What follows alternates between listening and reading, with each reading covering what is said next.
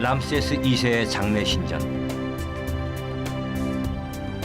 여기서 나온 파피루스 한 장에서 이 얘기는 시작됩니다. 세계에서 가장 긴 강 6,600km. 비는 이집트 남쪽 나라에서 내렸습니다.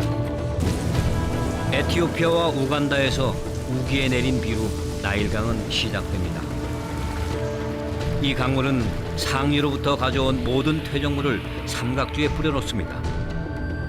경계는 다 허물어져 버렸습니다. 파라오에겐 국민들에게 땅을 다시 찾아줘야 하는 무거운 책임이 있었습니다. 경계를 다시 짓는 건 수학적 문제입니다. 허물어져 버린 경계는 곡선으로 된 것도 있었죠. 원의 넓이를 구해야 하는 일이 생겼습니다. 원 넓이는 파이값 3.14를 이용합니다. 파이값을 모르던 시대에는 어떻게 구했을까요? 지름이 9캐트인 원의 넓이를 구하라. 그럼 캐트가 뭔지 알아야겠죠? 이것은 가장 작은 단위, 손가락입니다. 이집트는 사람의 신체를 이용해 길이를 정했죠. 그 다음이 손가락 4개의 폭. 이것이 6개가 모이면 어떤 사람이든지 구부린 팔의 길이와 똑같습니다. 구부린 팔 길이가 1큐빗입니다. 이 큐빗이 100개 모인 게 1캐트. 이 팔이 900개가 모여야 9캐트가 되는 거죠. 지름이 9캐트인 원. 이집트인들은 어떻게 구했을까요? 먼저 지름을 9등분합니다. 9개 중 1을 버립니다. 8개가 남았죠. 팔을 한 변으로 하는 정사각형의 넓이 64입니다.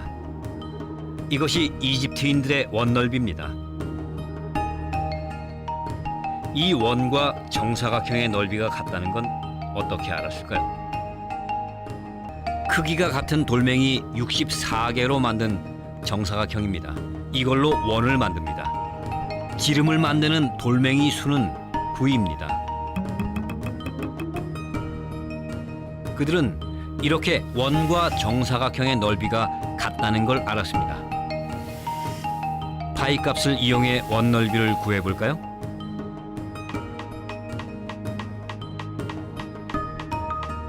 (63.59) 이집트의 원 넓이 64. 현대 수학과 거의 차이가 없죠. 그들은 왜 그렇게까지 정확한 계산을 해야 했을까요? 당시 살았던 어느 귀족의 무덤을 찾아봤습니다. 이 무덤 주인은 당시 밀 수확량을 측정해 세금을 매기는 고급 관리였습니다. 자신의 업무를 그림으로 남겨놨네요. 당시 국가 재정은 농업 생산이 거의 전부였습니다. 정확하고 공평한 세금을 걷기 위해 서기들은 기록을 했죠. 해마다 강이 넘치고 난 후면 관리들은 토지 조사를 나갔습니다. 세금을 거두려면 정확한 토지 조사가 기본이었으니까요. 농사는 훨씬 오래전부터 지었지만 수학은 이때 나타납니다. 농민들에게 땅을 나누어 주려면 도형에 관한 연구, 즉 기하를 해야 했습니다. 길이를 재기 위해 매듭을 만듭니다. 그 다음 넓이를 구합니다. 넓이를 구하는 일은 곱셈이라는 또 다른 수학이 필요했습니다. 4 곱하기 5. 우선 4를 왼쪽에 놓습니다. 오른쪽에는 2를 놓죠. 그 다음 위의 것을 각각 2배 합니다.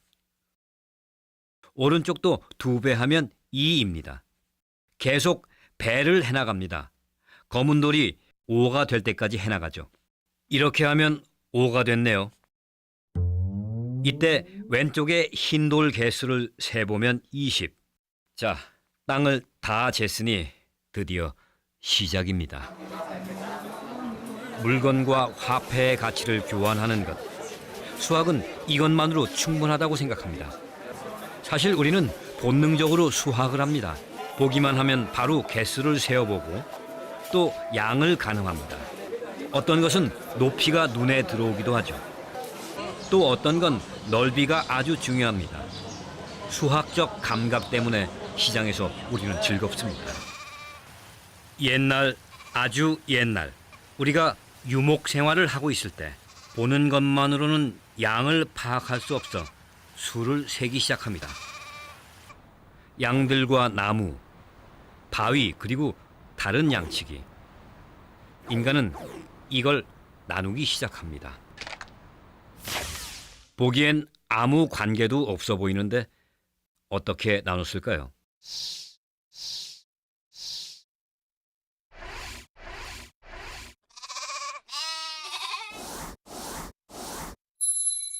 하늘에 있는 것과 땅에 있는 것이네요. 죽은 것과 살아있는 것도 가능합니다.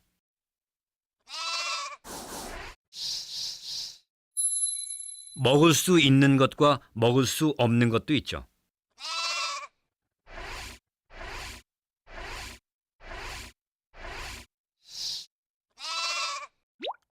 하나, 둘, 셋.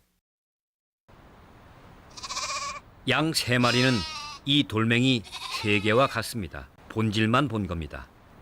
인간은 돌멩이를 항아리에 넣어 양의 가치를 보존하기 시작합니다. 이것이 숫자를 담은 항아리입니다. 재산을 담았으니 요즘으로 치면 통장쯤 되겠네요. 겉에 구멍을 내서 안에 든 돌 개수를 표시했습니다. 여기까지 오는데 수만 년입니다. 아이가 걷기까지 오래 걸리는 것처럼 수학의 처음도 이렇게 더뎠습니다. 고대 이집트인은 숫자도 주변 사물의 모습을 흉내내서 만들었습니다. 이건 알기 쉽죠? 1입니다. 나무 막대기 하나. 10입니다. 10은 말발굽을 닮았습니다. 100은 밧줄. 땅을 재던 밧줄의 매듭은 100개가 기본이었습니다. 이집트의 지천으로 널린 연꽃은 1000입니다. 그럼 큰 숫자인 100만은 어떻게 썼을까요? 너무 큰 숫자에 놀라 양손을 하늘로 쳐든 사람입니다. 숫자가 나왔으니 지금부터 성장은 빠릅니다. 천정까지 12m.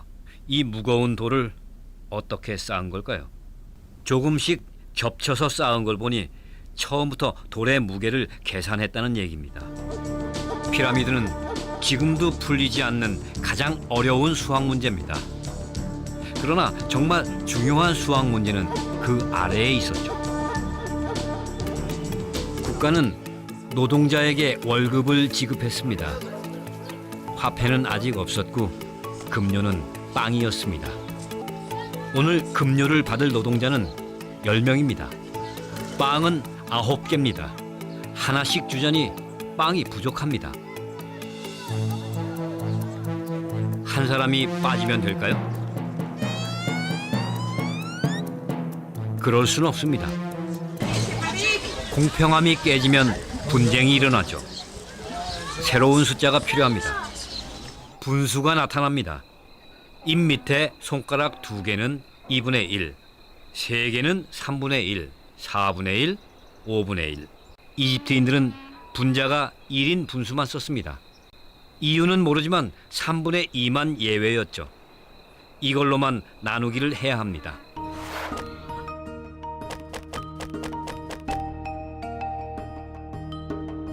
아홉 개의 빵을 노동자 10명에게 나눠줘야 합니다. 자, 제일 먼저 가장 큰 분수 3분의 2를 사용합니다. 3분의 2씩 떼서 10사람에게 나눠주죠.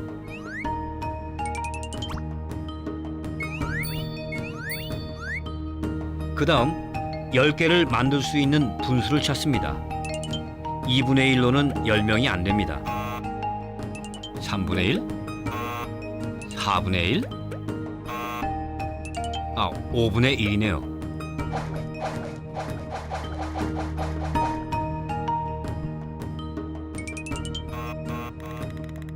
남은 3분의 1의 10조각. 30분의 1이네요.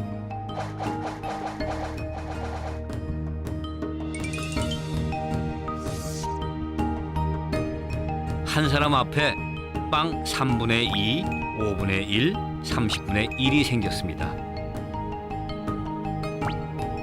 현대 수학으로는 10분의 9. 노동자 10명이 빵 9개로도 만족을 얻었습니다.